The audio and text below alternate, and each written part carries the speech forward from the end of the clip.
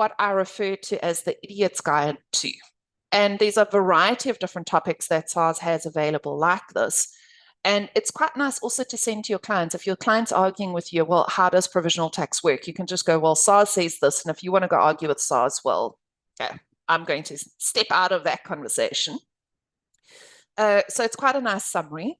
But the most important ones for us from a support and a technical point of view is really the guides at the bottom. And there's two that are relevant to this conversation. The first one is this guide for provisional tax and then how to e-file your provisional tax. Now, those are what I refer to as the technical guide and the technology guide. So obviously the how to e-file your provisional tax return is something that you can print out, that you can give to your bookkeepers, that they can, because it goes with screenshots down to, this is how you log in, this is what button you click, this is the thing you, okay. So it literally takes you through step by step with screenshots as to how to do the processing. So this is not something I'm going to cover in any form of detail today because I'm not here, I don't want to go and take away from the e-filing session, so that's not mine, but just to point out that it exists, it's a fantastic resource, please use it. But I'm going to focus more on this one here, which is the technical guide, which looks at the provisional tax rules. And you'll see this is the one for 2024. We're on revision 24, and it really goes through the actual detail of how to do your calculation, what needs to be on the tax returns, what information SARS is looking for, the definitions that they are dealing with. And you'll see that unlike the website page, and I'm just going to use an example here because this is something that I am going to address in a bit more detail, or it's one of the questions that I'm actually going to ask, is even just in the language, you can see the difference between what's on the website versus what's in the technical guide, is if you look at who is a provisional taxpayer, this here in its wording is any person who receives income, and then it explains most salary earners are therefore not provisional taxpayers. If they have no other sources of income, then it gives you the provisos, whereas this one actually gives you an extract of the legislation. So it certainly is aimed more at your, say, more technically trained. Okay? It's not quite as layperson friendly, but it still is still a very useful tool, in particular because you'll see there down the line, they start putting in worked examples in terms of how to do a calculation, how to deal with the forms, how to do your first, second, and third provisional, how to deal with foreign rebates, and then also a calculation on the medical schemes with worked examples of how it would impact your income tax return and all the rest. And you'll see that because this is for the 2024 tax year, they've actually added in a section on the solar energy tax credit as well, how you can calculate it, and the fact that you can go and claim it on the return, right? So that's why I think this is a fantastic guide. You shouldn't really be doing any individual tax returns before at least having looked through this. It's a great resource also to send to your staff again, because there's a lot of basic questions or the most common questions which are then addressed by this. Right. I am going to come back to the solar energy tax credit because that's one of the issues which I do think we're going to have to deal with more particularly this year. But just in terms of, again, where to go and look for help, then between in the SARS website, as I say, the provisional tax section and those two guides, that's great. On the last one on where to go and look for some additional information is if you go to the SARS website, you go to Home, Legal Counsel, Interpretations and Rulings, Interpretation Notes. Interpretation Note 1 is also a fantastic read, and this deals with what do we mean by provisional tax estimate? And you can see that this one is the most detailed of it all. This is 37 pages of legalese, but it goes through all the possible permutations that you can have with the exceptions, with worked examples of someone who is or who isn't a provisional taxpayer. But SARS has been working on their SARS 2024 project for a number of years now already.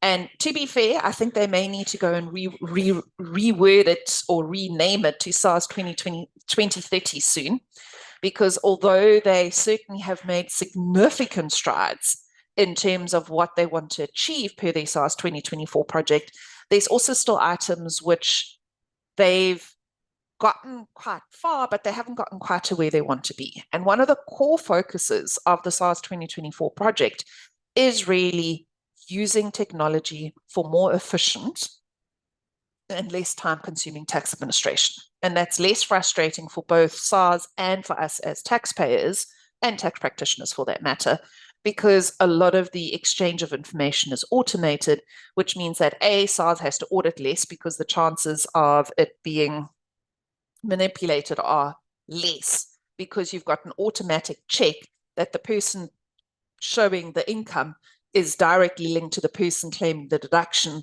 with SARS as a middleman in between, which is ultimately where they're going to, which means SARS has to audit less that do this. So the idea is that there'll be a central database, probably run through blockchain, where as soon as you create an invoice, you log it on that blockchain ledger, and it will record who you are as the supplier and who the customer is with regards to the purchase. So you've automatically got a log of your output VAT that you have to pay. And for your customer, because it's logged off your system, they automatically have an acknowledgement of the input VAT, because we've got an invoice logged on the ledger saying that, okay, we can match it on an independent verification. There was the output, there's the input, it's definitely come through to you. That's the plan, with the plan then that effectively we can have real-time VAT returns. If we go back to the legal definition then, it's any person other than a company who earns income which is not remuneration. So what automatically pulls you in? Income that's not remuneration, if you earn an allowance. So anyone who has a travel allowance automatically is a provisional taxpayer.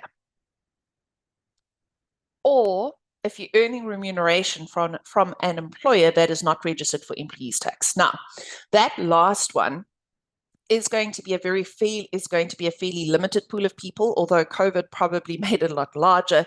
That's generally going to be someone who is working remotely for a UK company or an Australian company, or insert your choice of countries company, but you're working in South Africa. But it also means that for the people where there was a once-off event that suddenly kicked you into being a provisional taxpayer where historically you weren't, SARS is showing absolutely, or not no mercy, but very little mercy in then going and charging the late payment penalties and the underestimation penalties for the people who genuinely didn't know that they were provisional taxpayers this year. It's 101, gross income. The main difference between the gross income definition for a resident and a non-resident is that for a resident, we tax everything. For a non-resident, it's only items which have a South African source. So therefore, only the rental from the South African property would have to be declared to SARS. Run into is if you don't untick the box and you don't do the provisional tax return, the next time you pull for a tax compliance, it's going to show provisional tax return outstanding. And that's why doing the actual tick and detick is generally recommended, although I do know it can bring some other practical issues with it, because otherwise you could show as non-compliant even though you weren't required to submit the return. So it does, the system currently isn't fantastic. I think that's the bottom line. Okay. The problem though is there was a suggestion here as well, what about then just submitting null returns? Please, for the love of all that is holy, do not submit null returns. Because if you actually submit the return, effectively you're telling SARS, I agree, I'm a provisional taxpayer and I submitted an estimate of null. And now all of a sudden, underestimation penalties are absolutely in play, because SARS can go and say, hello, underestimation penalties. as soon as you submit your tax return. Rebates and credits. Can we take them into account? Short answer, absolutely yes. You can take both your medical credits and your additional medical expenses, your 6 Cap B, into account. And you can take your Section 6 Cap C solar credit into account. That is, remember, if I did go and say that in the guide to provisional tax, I was going to come back to that, that is why we have the solar tax credit in here. And it gives you the detailed working of what the requirements are in order to claim the solar tax credit. Cap of 15,000. So the solar energy tax credit rebate is 25% of the cost of the panels, limited to 15,000. Which is worse, submitting your RRP6 late or paying late?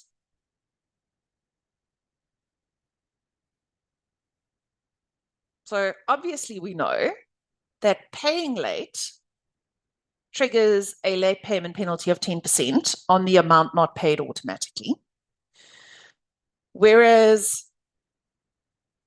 if we submit too little, then it triggers an underestimation penalty.